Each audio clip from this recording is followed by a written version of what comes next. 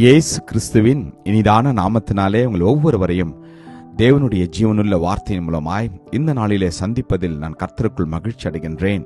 சங்கீதம் 91:4.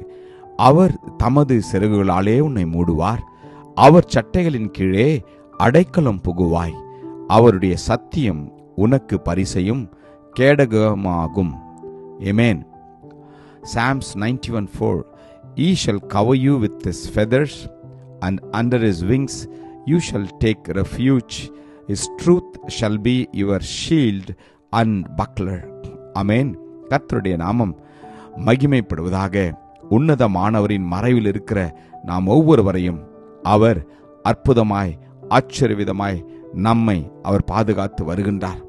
ஆம், தேவனே உங்களுக்கும் எனக்கும் அவர் கேடகமாய் இருக்கின்றார்.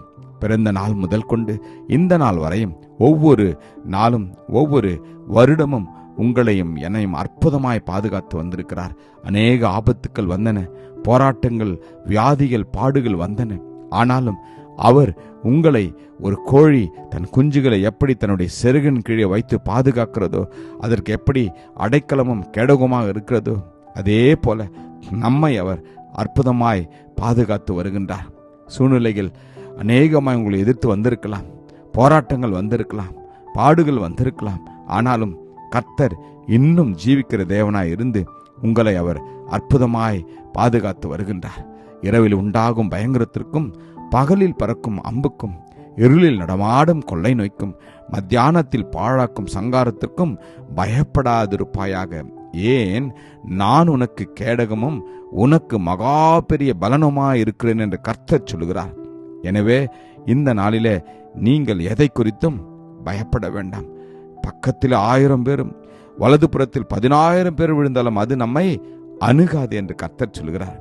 காரணம், உங்களுக்கும் எனக்கும் அவர் தூதனை வைத்திருக்கிறார். அவர்கள் நம்முடைய வழிகளில் எல்லாம் நம்மை அவர் காத்து கொள்கிறார்கள். நம்முடைய பாதம் கல்லில் இடாதபடிக்கு அவர்கள் தங்களுடைய கைகளிலே நம்மை ஏந்தி கொண்டு போகின்றார்களாம். ஏமேன். நம்முடைய தேவன் உங்களையும் என்னையும் அப்படி பாதுகாக்கிற தேவன். நமக்கு அவர் அடைக்கலம் கொடுக்கிற தேவன். கர்த்தர் என் பலனும் என் கேடகமுமா இருக்கிறார். என் இருதயம் அவரை நம்பியிருந்தது, நான் சகாயம் பெற்றேன், ஆகையால் என் இருதயம் களி கூறுகிறது என்று பக்தன் சொல்கிறார். எனவே நம்முடைய இருதயம் தேவனுடைய வார்த்தையின் மேல் இருக்கட்டும். அவர் மேல் நாம் முழு நம்பிக்கையா இருக்கின்ற போது கர்த்தர் உங்களையும் என்னையும் தன்னுடைய ரட்சிப்பின் கேடகத்தினாலே நம்மை அவர் நிரப்புவார். அவருடைய காருண்யம் உங்களையும் என்னையும் நிச்சயமாய் பெரியவனாக்கும். ஏமேன். ஜெபிப்போமா? கிருபையும் இரக்கம் நிறைந்த நல்ல தகப்பனே, இந்த நல்ல நாளுக்காக உமக்கு நன்றி அப்பா. அப்பா, உம்முடைய சிறகுகளால் எங்களை இம்மட்டுமாய் மூடி வந்ததற்காக உமக்கு நன்றி. தொடர்ந்து நீ அப்படியே செய்யும்படியா நாங்கள் வேண்டுகிறோம் அப்பா. உம்முடைய வார்த்தை எங்களுக்கு அப்பா பரிசையும் கேடகமாக இருப்பதற்காக உமக்கு நன்றி. உம்முடைய பிரசன்னம் தொடர்ந்து இந்த நாள் முதல் இந்த வாரம் முழுவதுமாய் ஒவ்வொரு நாளும் எங்களை பாதுகாக்கட்டும். ஆசீர்வதியும் வழிநடத்திடலாம். மீட்பர் இயேசு மூலம் ஜெபிக்கிறேன் ஜீவனுள்ள நல்ல தகப்பனே. ஆமேன். God bless you. Jesus loves you. Amen.